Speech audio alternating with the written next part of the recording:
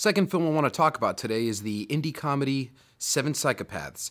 Back in 2008, playwright Martin McDonagh made his debut feature film In Bruges. It was funny, it was violent, and it was offensive, and I loved it. I remember seeing it in theaters on opening night, and I remember seeing about 3 or 4 people walk out halfway through the movie. Not because it was a bad film, but because it was pretty unapologetic in its humor, in its dialogue, in its language, everything. So here we are now. It's been 4 years, and Martin McDonagh has finally put out his follow-up, Seven Psychopaths. Has quite an ensemble cast, including Christopher Walken, Colin Farrell, Sam Rockwell, Olga Kurylenko, who was the Bond girl in Quantum of Solace, and the always awesome Tom Waits makes an appearance. So, is it good? Is it bad? Has Martin McDonagh struck gold on his follow-up? Yes, indeed. That is about the only thing I can say in regards to a yes or no answer to that, because Martin McDonagh is an amazing writer, and he's a fantastic storyteller, and it clearly shows in this movie.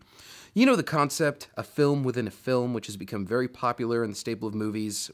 Think of Seven Psychopaths as a story within a story.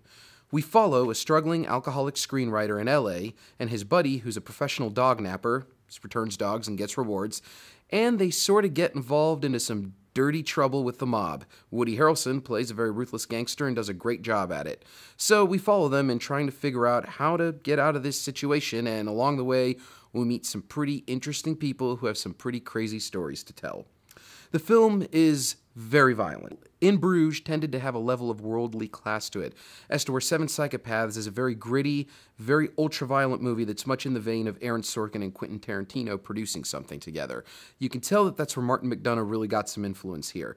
I actually had the privilege of seeing Martin McDonagh's first play, The Beauty Queen of Lebanon, in its production at Collin College Theater back in 2005, and he has this way of bringing out his setting. He introduces you to the type of people within the setting of the film. Within Bruges, it was Irish gangsters hiding out in a very small town in Belgium. And with Seven Psychopaths, it was kind of an exploration of the many wacky people you meet in the city of Los Angeles. There's a lot of elements that come into the movie, whereas a lot of it regards people telling their own stories and how they develop into the plot and how they relate to the plot. I remember at particular scenes, audience members would gasp in fright at the violent things occurring because it kind of comes out of nowhere. You're laughing at one moment, the next thing you know, there's a really bloody scene and there's a beheading, and it's just crazy like that. It's very chaotic. But at the core of all this violence and at the core of this very dark, unapologetic humor, there is this level of storytelling that Martin McDonagh has seemed to perfect. You become very engrossed by these characters and the stories that are being told. You become very interested in where the plot is going, and you laugh a lot along the way. Sam Rockwell is magnificent. He's pompous, he's rude, he's angry, and he's just downright hilarious. Colin Farrell is great as the alcoholic writer. I feel like Christopher Walken tends to play himself a lot in movies these days, but it's his character's story that really makes him a lot more intriguing to me. The show stealer in the film is none other than Mr. Tom Waits, whom I really think is a very fascinating actor. Whether he's in the film for 5 minutes or an hour, he always has something interesting to say, and he tells a great story in this film about his past. As a matter of fact, for anyone who doesn't know, Tom Waits was a big influence on the Joker for Heath Ledger. He saw an interview on Australian television and decided, you know what, I want to base my character and the way I portray my character on that guy. I love the way that Martin McDonagh captured it. I loved how it almost seemed like an epic spaghetti western at times in its shootouts. It was just phenomenal.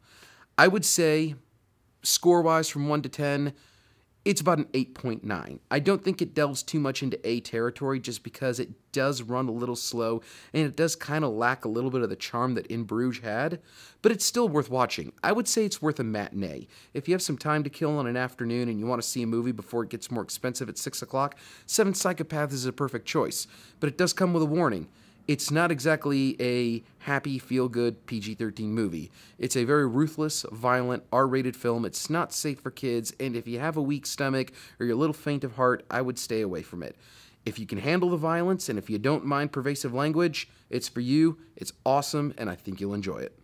I feel that Martin McDonagh really brings out a level of originality that's missing in Hollywood these days. He didn't base it off any book, and a lot of his original ideas come from the fact that he is a very prominent playwright. If this film was going to have any shot at the Oscars, I would say it's going to definitely play its chances best in the writing department.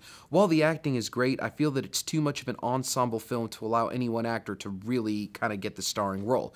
It's a collection of supporting characters all building a great plot together. So, I say Seven Psychopaths makes two great movies I've seen this week. Check it out.